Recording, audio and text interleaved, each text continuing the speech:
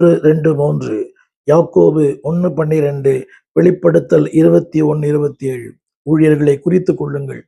விசுவாச பிள்ளைகளை இந்த ஊடகத்தை பாருங்கள். முடிந்தால் இது திருமறை தியானம் எடுத்து வாசியுங்கள்.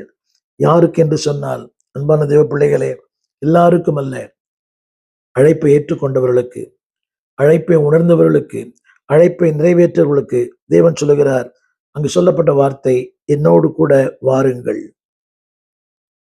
மோசே சொல்லுகிறார், என்னோடு கூட வாருங்கள்.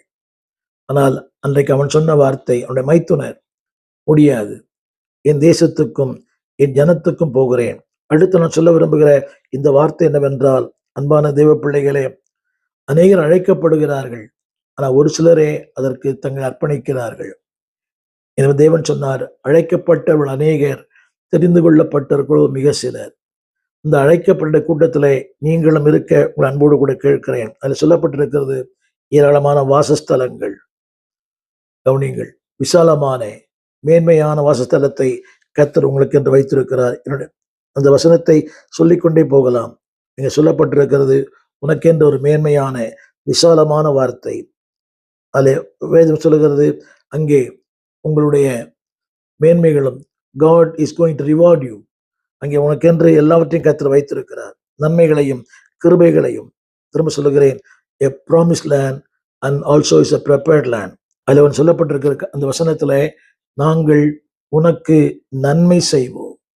என்பது பிள்ளையே, நீ நன்மை பெறுவது மட்டுமல்ல, அநேகருக்கு நன்மையை கொடுக்கிற மனிதனாய் நீ மாற்றுவாய்.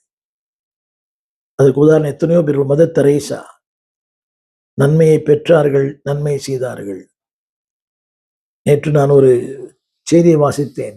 மதர் தெரேசா கல்கத்தா தேச பட்டணத்தில் ஒரு மிகப்பெரிய ஒரு கூடுகையில ஒரு செல்வந்தரை சந்தித்தாராம்.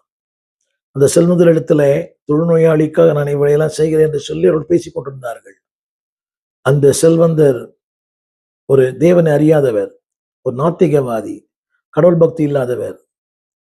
அவர் மதர் தெரேசாவுடைய முகத்திலே காரி விழுந்தாராம். இதெல்லாம் ஒரு பொழப்பா? ஊரு விட்டு ஊடு வந்து இப்படியெல்லாம் பிச்சை எடுக்கணுமா? அப்பொழுது ஒரு கையினாலே அந்த இச்சையை துடைத்து கொண்டு மதர் தெரேசா சொன்னார்களாம், ஐயா, எனக்கு கொடுக்க வேண்டிய கொடுத்து விட்டீர்கள், ரொம்ப நன்றி. இந்த ஏழை பிள்ளைகளுக்கு கொடுக்க வேண்டியதை கொஞ்சம் தாருங்கள்னு சொன்னார்களாம். எனக்கு கொடுக்க வேண்டியதை கொடுத்து விட்டீர்கள், மரியாதை, நன்றி. அந்த அந்த தன் முகத்திருந்த அந்த எச்சையை துடைத்து கொண்டு அடுத்து சொன்னாங்களாம், தன்னுடைய வலதுகாரத்தை பார்த்து, இந்த ஏழை பிள்ளைகளுக்கு ஏதாவது செய்யுங்கள். அந்த செல்வந்தன் உடைந்து போனான். இவ்வளவு சொல்லியும், இவ்வளவு கீழ்த்தரமாய் பேசியும்